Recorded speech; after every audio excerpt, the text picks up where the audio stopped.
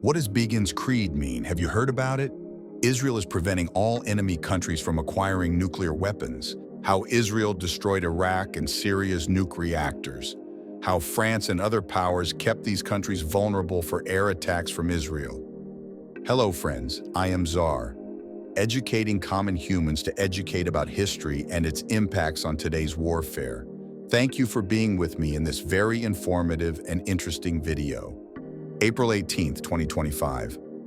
The Israeli newspaper The Jerusalem Post published an editorial on Monday, calling on Benjamin Netanyahu's government to take action itself if necessary, to attack Iranian nuclear facilities and destroy them as soon as possible. The newspaper encouraged the Israeli government to carry out attacks that actually killed 13 people. On June 1st, he wrote that Aqida Begum should not be remembered merely as a historical event, but should be adopted as everyday policy. What is the Begin's creed? This belief was expressed by Israeli Prime Minister Manachem Begin, 1977, 1983, 1983, 1991. He was a right-wing Zionist leader. Begin was born in 1913. He was born in present-day Belarus and was educated in Poland. He died in 1992. He was found in Tel Aviv. It was between Israel and Egypt in 1979 that he became famous for signing an agreement to restore diplomatic relations. In 1978, he was awarded the Nobel Peace Prize jointly with Egyptian President Anwar Sadat after signing the peace treaty between Egypt and Israel.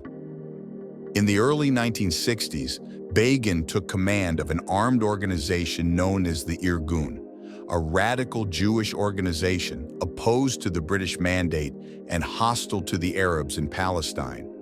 The organization advocated the establishment of a Jewish state on both sides of the Jordan River. In 1946, the Irgun, led by Manachem Begin, bombed the King David Hotel in Jerusalem. 91 people, including British soldiers, were killed in the attack. Begin became a wanted man by British security authorities on charges of terrorism, and Britain offered a reward for his capture. In 1948, an armed group affiliated with the Irgun organization attacked the Palestinian village of Deir Yassin, killing at least 100 people. The Deir Yassin massacre was among the bloody events that contributed to many Palestinians fleeing their homes and fleeing for their lives. As for Begin's belief, it is based on a strategic principle according to which Israel has the right to prevent any state it considers an enemy from acquiring nuclear weapons. To this end, it can attack targets it deems necessary. In Begin's belief, such military operations are called preemptive defensive measures. The Israeli Prime Minister first expressed this belief in 1981 when he said, "We will not allow any enemy to develop weapons of mass destruction and use them against us." To this end, he presented a security framework that the state was to follow, which pledged that we will defend our people by every means at our disposal. Begin's supporters believe that Israel has the right to attack military targets it considers a potential threat to its security. They also believe that preemptive strikes will deter Israel's opponents and scare them from developing nuclear weapons for fear of an Israeli attack. To strengthen and promote his ideology, Begin linked it to the Jewish Holocaust. In July 1981, justifying the airstrike on the Iraqi nuclear facility, he said, "If Israel had not attacked, another Holocaust could have occurred in Jewish history." Israeli nuke story. No one knows the number of nuclear weapons Israel has, and certainly no one can. Israel has a policy of keeping information about it secret. Israel neither admits nor denies having nuclear weapons, but it has now become an open secret. Year 1999. In 2001, Israeli-American researcher Avner Cohen published a book titled Israel and the Bomb. The book included important information and interviews with key figures regarding Israel's nuclear program. Researcher Avner Cohen also revealed that Israel developed its first nuclear bomb in 1967, prepared the day before the war with its Arab neighbors began. Israel's nuclear program was started by David Ben-Gurion. He was the same man who, in 1952, founded the Israeli Atomic Energy Commission with the help of France. According to Avner Cohen, Israel kept its nuclear program secret both at home and abroad so that its neighboring Arab countries would not be intimidated. Israel also hid it from the U.S. administration, which was concerned at the time about the spread of weapons of mass destruction around the world. In fact, the Begin Doctrine of 1960 had existed since the early years of the 1940s. Israel was attempting to develop nuclear weapons while simultaneously working with all means at its disposal to thwart any attempts by its neighbors to acquire this technology. If you're enjoying my content, your subscription, sharing, liking, and comments motivate me to explore more interesting topics. Thank you for watching. Let us keep exploring. Mossad's leaked papers. Year 2022. I have 40 Mossad declassified documents, some years old, on how the Israeli intelligence agency in 1962 tracked down a German scientist and killed him. This scientist was overseeing the Egyptian program to develop long-range missiles during the reign of Egyptian President Gamal Abdel Nasser. Hans Krug was one of the scientists who worked in the German rocket industry during World War II.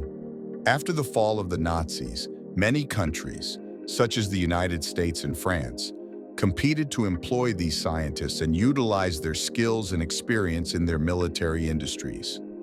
Perhaps the most famous of these scientists was Wernher von Braun, a key member of the Nazi Party and its intelligence service, and one of the founders of the German rocket industry. Hostility with the Soviet Union led the United States to hire von Braun to lead its rocket and space programs at NASA. Egyptian authorities, in return, persuaded Hans Krug and a group of his fellow scientists to help develop and manufacture missiles locally. Information about the Egyptian program reached Israel, which considered it a direct threat to its security. According to Mossad documents, Israel decided to stop Egypt by all means possible. The mission began with the scientists being threatened into abandoning their work with the Egyptian government, but ended in kidnapping and murder. Mossad documents state that Krug was killed in a forest near Munich by an agent named Otto Skorzeny. Before becoming a Mossad agent, Skorzeny was a member of the Nazi Party and its intelligence service, and a close associate of Hitler. In September 1943, Hitler also awarded Skorzeny the Knight's Cross for rescuing his friend Benito Mussolini from prison. Iraq's nuke. France annexed Israel in the 1950s. It provided nuclear technology in the 1990s as it sought to gain a foothold in the Arab region by taking advantage of its vast oil wealth. From the 1970s, Paris also established relations with Baghdad, through which France made profitable deals for its companies. Year 1975 to 1991, Jacques Chirac's government signed an agreement with Saddam Hussein's government, under which France was to build a nuclear reactor for Iraq, but the project did not begin for 4 years. In 1970, Iraq joined the Nuclear Non-Proliferation Treaty, which allows it to use nuclear technology to generate electricity. However, Israel, which had not yet signed the treaty, saw Saddam Hussein's regime as a direct threat to its security. Despite the relations between the two countries, the agreement to build a reactor between France and Iraq faced several setbacks. From the outset, the agreement faced obstacles and was subject to sabotage, the perpetrators of which have yet to be officially identified. France agreed to build a nuclear research center for Iraq and provide 600 specialists, reiterating its commitment to training Iraqi engineers. April 1979. The equipment needed for the Tammuz 1 reactor was stored in a port in southeastern France, along with it 65 kilograms of enriched uranium. 5th and the 6th of April.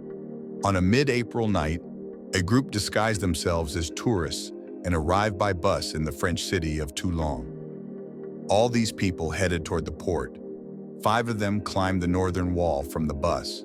These people reached the warehouse where the equipment for the nuclear reactor was located. They planted explosives there and escaped. Within minutes, an explosion occurred, and 60% of the goods were destroyed. This resulted in $23 million in losses, and the delivery of goods was postponed for a year. The French investigation revealed nothing, but in 2021, an Israeli engineer confirmed to Haaretz newspaper that Mossad was behind the incident. The 14th of June 1980, a cleaning lady at the Meridian Hotel in Paris found the body of a guest in a room. The 48-year-old Egyptian engineer Yahya al-Mashad, 1923-1991, was one of the leading nuclear scientists in the Arab world at the time. The Iraqi Atomic Energy Agency had assigned him to represent it in negotiations with French authorities. Yahya al-Mashad was to receive the equipment from the French authorities the next day and deliver it to Iraq. Once again, the French security investigation failed to identify the killer or those responsible. Iranian Phantom 4 aircraft crash. An Iranian Phantom 4 aircraft crashed in September 1980, a few days after the start of the Iran-Iraq War. It attacked a nuclear research complex in Baghdad, but the complex building remained safe in the attack, and there was no damage. Attack on nuclear reactor. France's role in Iraq. According to Israeli intelligence reports, the reactor was supposed to be active in 1981. Israel is believed to have set the date for the attack on the Iraqi facility as the 10th of May 1981, which coincided with the French presidential election. But then, opposition leader Shimon Peres advised Begin to postpone the attack, and it was decided that the attack would now take place on June 7th.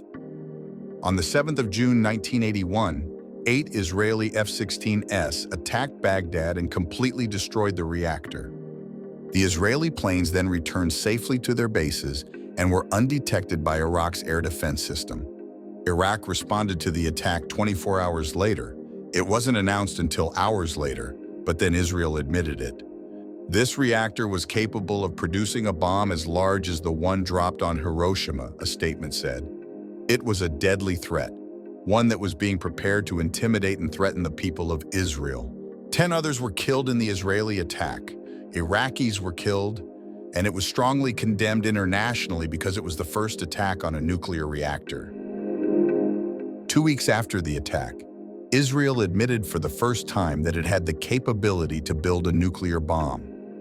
Then in 1986, statements by Israeli nuclear technician Mordechai Vanunu exposed Israel's secret efforts to become a nuclear power.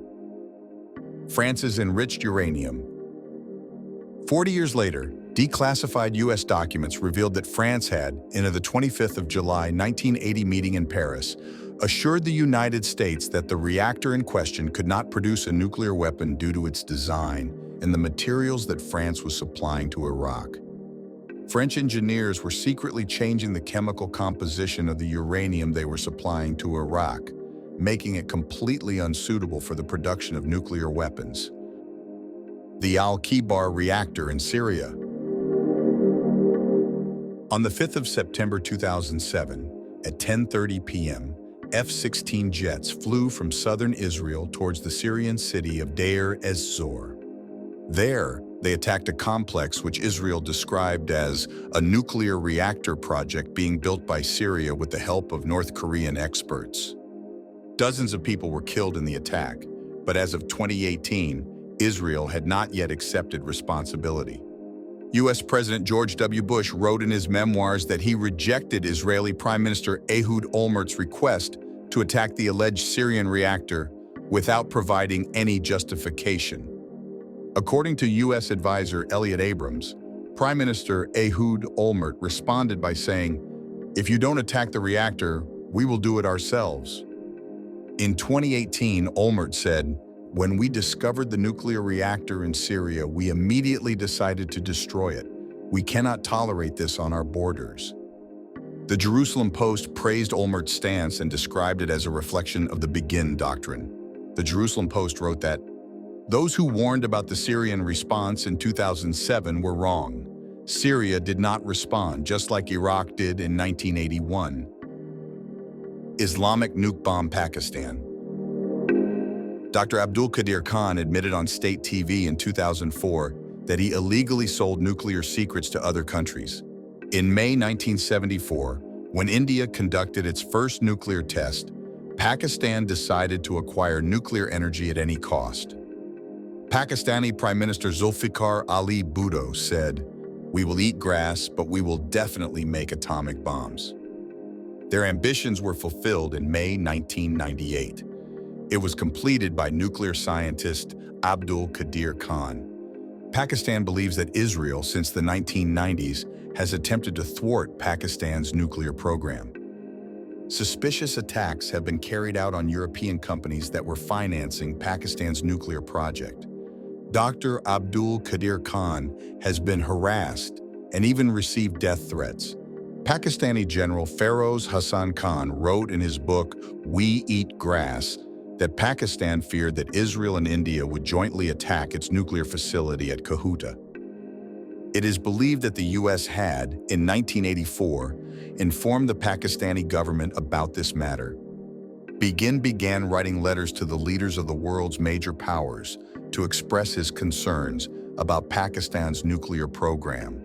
This included a May 1979 letter sent to British Prime Minister Margaret Thatcher, demanding a ban on the supply of nuclear materials and technology to Pakistan by British companies. In her response, Margaret Thatcher assured him that her government was committed to this, but warned that Israel also needed to prevent the spread of nuclear weapons in the Middle East. She added that Israel and all other countries must also respect the Nuclear Non-Proliferation Treaty. Saudi Arabia's nuclear ambition. Saudi Crown Prince Mohammed bin Salman in 2018 expressed his commitment to acquiring nuclear technology. In 2023, he told Fox News, "We are concerned about every country that has a nuclear bomb. If Iran succeeds in making a nuclear bomb, we will make one too." According to a New York Times report, Saudi Arabia had made negotiations with the United States to normalize relations with Israel, conditional on assistance with its nuclear program. But Israel rejected this condition, and Joe Biden's supporters in Congress also objected to it.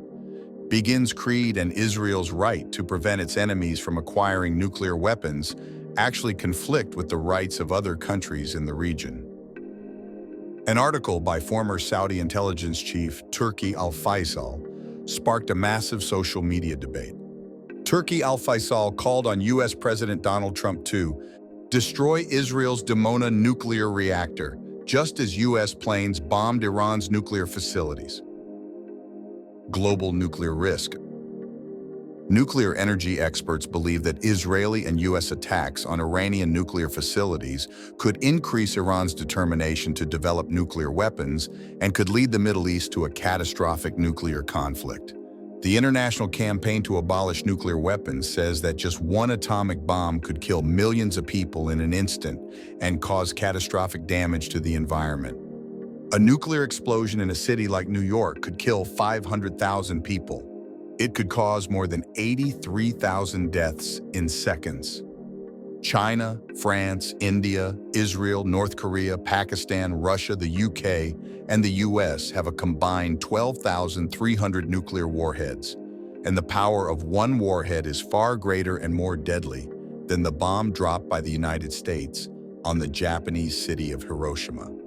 The only country in the Middle East that has nuclear weapons is Israel. The United States has nuclear weapons stored on Turkish territory, but Turkey does not own or control them.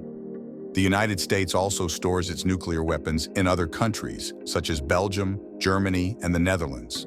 Russia also has nuclear warheads in its neighbor Belarus.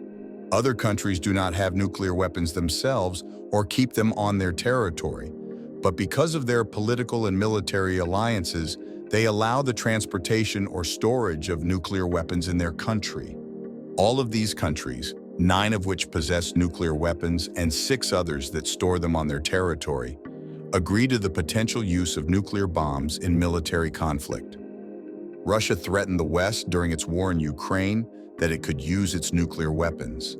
The only country in the world to have used nuclear weapons so far is the United States. In 1945, the United States dropped the first atomic bomb on the Japanese city of Hiroshima, killing approximately 140,000 people.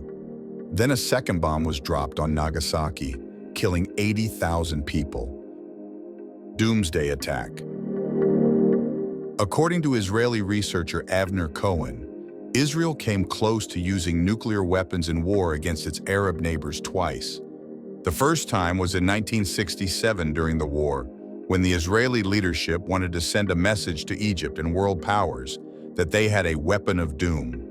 In 1973, when the Israeli counterattack against Egyptian forces failed, Defense Minister Moshe Dayan, on October 9 and 17, proposed the use of nuclear weapons. Prime Minister Golda Meir apparently approved removing the Jericho missiles and installing nuclear warheads on them, but backed down at the last minute. According to estimates by the International Campaign to Abolish Nuclear Weapons, Russia has approximately 5,449 nuclear warheads, while the US has about 7,277 warheads, 20 of which are housed in the Middle Eastern country of Turkey. According to this campaign, Israel's nuclear capabilities are estimated at least 90 warheads, although Israel does not disclose the exact number. Israel is not under the supervision of the International Atomic Energy Agency. Thus, in the Middle East, Israel and the United States possess more than 110 nuclear warheads. 66 million people at risk of genocide. According to experts, all these nuclear warheads could kill 66 million people in just a few seconds. This means that the entire population of Syria, Jordan, Israel, and Palestine could be wiped out and no one would be left. Or it could eliminate up to 80% of the population of Turkey and Iran. According to estimates by the International Campaign to Abolish Nuclear Weapons, the nuclear warheads Israel and the United States have stored in the Middle East are capable of destroying the combined populations of Algeria, Tunisia, Libya, and Mauritania, or the entire populations of Saudi Arabia and all other Gulf Arab states. If a direct nuclear war were to break out between Russia and the United States, it would still kill millions, while radiation would also cause an increase in diseases and birth defects. The resulting environmental destruction would lead to global famine, affecting billions of people around the world. Thank you for your love and subscribing to my channel. I hope you have enjoyed it. Let us meet in another interesting video like this one. Please subscribe and share. Take good care of your families, friends, and well-wishers. Until next time, bye-bye.